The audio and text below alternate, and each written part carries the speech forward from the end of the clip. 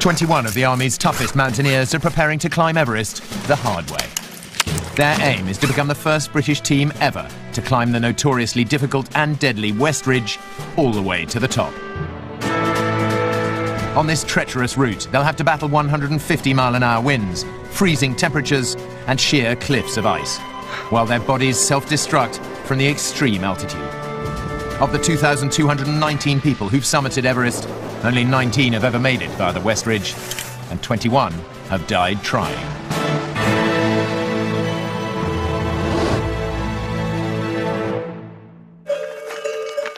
The Army team have been at Everest for a week. Tillman's camp, bring it on! They've settled into their base camp and begun the push up the mountain. Which one, see what I can find? But their attempts are about to be threatened by a change in the weather. It's too dangerous and can't reach it.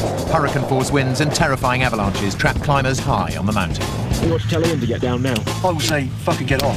Camp 2, this is Camp 1, over. While the lack of oxygen at this altitude claims its first victim. He's dripping some fluid from his nose. It did look like the fluid that surrounds the brain. The West Ridge route starts with a vertical kilometre of sheer ice known as the French Spur. Then it's a straight slog for 1.5 kilometres along the deadly knife edge of the West Ridge itself, before climbing a further kilometre into the thin air of the death zone, tackling the most technically challenging climbing of all to reach the top, almost 9 kilometres above sea level. The route is so difficult that to get just one person on the summit, the Army are having to employ what's known as a siege approach. The large team of climbers and high-altitude Sherpas has been divided into 4 smaller teams, taking it in turns to establish a series of camps on the mountain. These will form a pyramid structure, each camp supporting the one above it, so all the essential food, rope and supplies can be ferried higher and higher. Only when Camp 5 is in place will the strongest 4 climbers move all the way up the supply chain to the top. It's a grueling, slow and dangerous process, and there's only 5 weeks of the short spring climbing season left. Given Everest's unpredictable weather, even during this window, just one prolonged storm could leave the team too little time to reach the top. Make a bit of a kit dump just below the where the light meets the shade, just over there. Yeah. And then get up. Right now the weather's good, and the first team are tackling the treacherous ice of the French Spur. Expedition leader Dave Bunting's best mate from home is Lee Woody Woodhouse. Quickly discovering that climbing precipitous ice 6 kilometres up is viciously hard work, he turns his thoughts to home for inspiration. I've just been counting the steps for the amount of children I'm going to have with my wife to be when I go back to England. So my record so far is 42. I think that's pretty ambitious. And my last score is 8. So either way, I think there's some discussions to be had when I get home. Woody's in climbing Team A, led by John Doyle. Known as the Bionic Man, John's an ex-Royal Marine and a full-time mountaineering instructor with the Army. Joined by Paul Chiddle and Guy Homan, their aim is to fix ropes as far as the site for Camp 2, before being replaced by another team and returning to Tillman's for a break from the altitude. The weather window we've got is another few days, so JD and Paul Chiddle do a brilliant job of leading out the route. But Woody's made the mistake of assuming anything about Everest's fickle weather. The team at base camp have just received some disturbing news. Clouds breaking. The winds at our level will drop to 10 to 20 knots. Yeah. And at 7,000, they're going to be constantly 70 knots for the next 5 days. It's 5 days, yeah. 70 knots of wind is hurricane force, strong enough to demolish houses and uproot trees. On Everest, hurricane force winds can appear out of nowhere, rip tents apart and blow climbers clean off the mountain. But up on the spur, John Doyle's team have no idea what's on the way. Here's Guy. We're just doing some steps in the first part of the fixed lines after the birch run. You can see it's blowing a bit of a hoolie. Great comment, Guy. Yes, working, you can get it, you know. On that weather forecast, 7,000 metres, which is roughly into their working area. That wind is too strong. They'll go there, they'll die. 8,848 metres high, Everest is the only place on Earth that protrudes into the jet stream. This ferocious band of wind in the upper atmosphere strikes the summit at speeds of up to 150 miles an hour. Camp 1, Tillman's over. Just got the weather forecast. Ready, copy, over. Ready, copy, please. Winds at 7,000 metres are supposed to be 70 knots from 260 degrees. Roger, so far, over. Ready, mate. The knife edge of the French Spur is critically exposed. John Doyle and his team, 6 hours climb above Camp 1, need to get off and fast. What you thought? Oh, we're going to Snowdon for a picnic.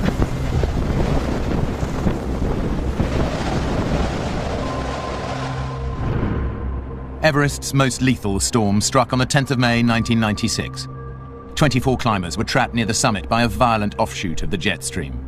The wind caused oxygen levels to plummet by 14%, making Everest feel 500 meters higher.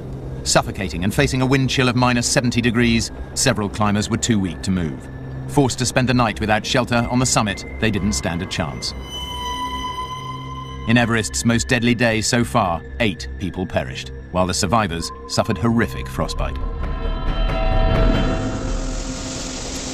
36 hours later, and John Doyle and his team have opted to wait at Camp 1, hoping that the wind will drop and they can complete their mission. But every day they're static on the mountain is a waste of rations, which will have to be replaced by more load carries. Getting the logistics wrong now, with the short climbing season well underway, could jeopardize the entire expedition. John's team has been up there 3 days doing nothing. Ben's team 2 days doing nothing. That's a lot of rations just gone just like that. You know, and God knows how much fuel.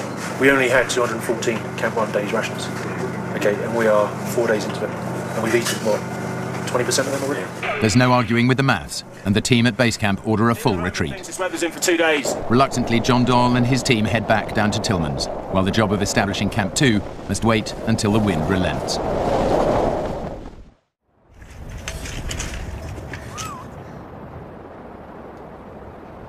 The team's weather forecasts are tailor-made by RAF Strike Command in High Wycombe. After 4 days of bad weather, the news they've all been waiting for comes through. The worst is over, is it? Anxious to make up for lost time, fresh teams prepare to go back up the mountain. Royal Engineer Dick Gale leads climbing Team C with Frankie Francis, Jude Humphreys, Dave Wilson and John Joe Knott.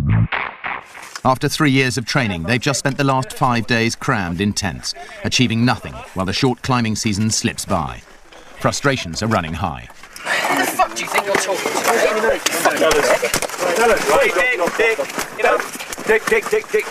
Dick.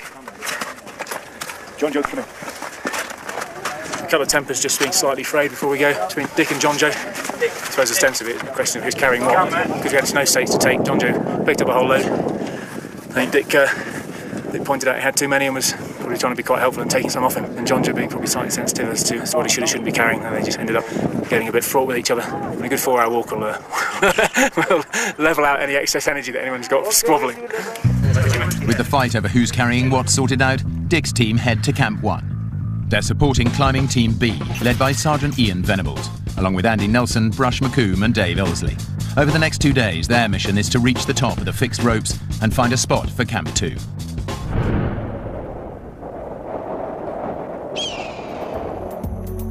The 2 teams of climbers and their Sherpas move out just in time to clear the air for the arrival of some VIPs. Expedition leader Dave Bunting has invited a group of sponsors from the UK to inspect the team's progress. Over the last few days, they've travelled from sea level to 4 times the height of Ben Nevis. It's not in the UK, it's a lot further, I think. Closely observed by the visitors, Ian Venables leads the way up the knife edge of the French spur.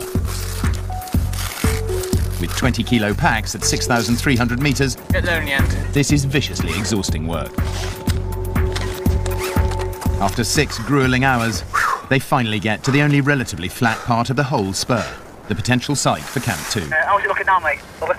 It looks quite a stable platform we're on at the moment at the end of the lines, John. We'll start digging into the slope, we'll get a tent up and we'll get all the gear in it at least anyway. Ian's a sergeant in the RAF regiment and is a hardened mountaineer. Having already tackled 2 8,000-metre Himalayan peaks, he's totally at home up here. Fantastic, eh? Not much wind. Where would I rather be? Nowhere else, I don't think. You do, Not at the moment. Yeah, but you're a civvy, Dave. It's pretty awesome to the left at the bottom too, actually. There's a big drop there. Yeah, that's right. The impressive display on the mountain is working a treat with the VIPs. But not all of them are able to enjoy the show. Suddenly, Expedition Doctor Malcolm Russell has an emergency on his hands. Can you clear out for a sec, please? So it collapses, huh? It's a bit of oxygen. Adrian Stammers, the chairman of Multimat Sleeping Mats, has just blacked out. I'm slightly concerned that he was dripping some fluid from his nose. It did look like the fluid that surrounds the brain, and there's a potential that he's got a small leak there. He's showing all the signs of severe altitude sickness, a syndrome that can affect and regularly kills even the fittest mountaineers. If Malcolm doesn't act fast, his brain will swell and death quickly follow. Coming up, 2 of the team are trapped high on the French spur, surrounded by avalanches. Do you think we ought to tell Ian to get down now? I would say fucking get off. but their radio's dead. Camp 2, this is Camp 1, over. While deep snow hides deadly crevasses, turning the glacier into a death trap. The army are attempting to climb Everest via the deadly West Ridge. Of the 18 routes up Everest, this is the most dangerous. The 21 expedition members have been divided into 4 climbing teams. Team B, led by Sergeant Ian Venables, has reached the top of the roads halfway up the French spur, finding a site for Camp 2. But thanks to the hurricane force winds, the expedition has fallen behind schedule, and from now on it's a race against time to fix the rest of the route and launch a summit attempt before the climbing season ends in just a few weeks' time. Down at Tillman's base camp, there's a more immediate emergency. Adrian Stammers, one of the visiting VIPs, has collapsed. Doc Malcolm Russell has identified brain fluid leaking from Adrian's nose and rushes him into a decompression chamber in the shape of a large inflatable plastic bag. Yeah, the bag will get pressurised. Adrian's body is overcompensating for the lack of oxygen at this altitude, and he risks death through swelling of his brain. By pumping air into the chamber, Malcolm can simulate the effect of descending the mountain, 4,000 metres, Adrian. limiting further damage. The plan is to get him down the mountain, driven straight out over the next 24 hours back to Kathmandu with a doctor.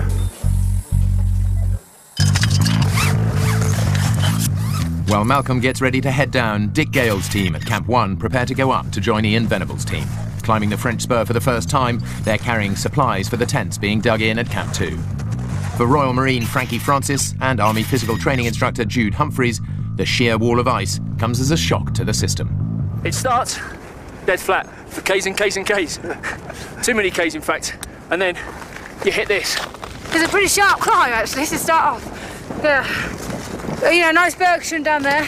And even the North Col doesn't compare to this. It's a lot colder today as well. This just goes on and on and on. But at the top we can see the ice glistening, and that makes it really tough. Onwards and upwards.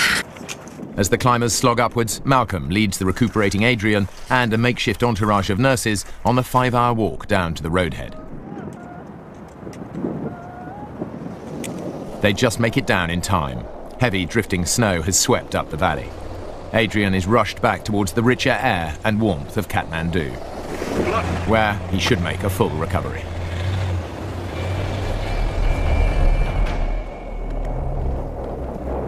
The blizzard quickly reaches the mountain, and visibility high up is reduced to almost nothing.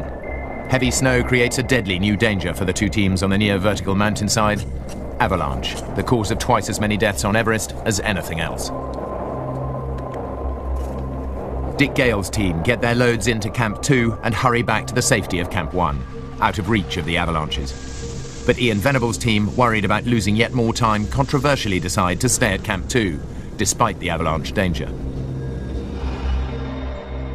In 2005, a massive avalanche on just the other side of the West Ridge ripped through a camp on the South Col route. Over 40 tents were crushed by a river of snow, rock and ice. But miraculously, no lives were lost. Ian's team and 2 Sherpas spend a sleepless night at Camp 2, avalanches rumbling around them.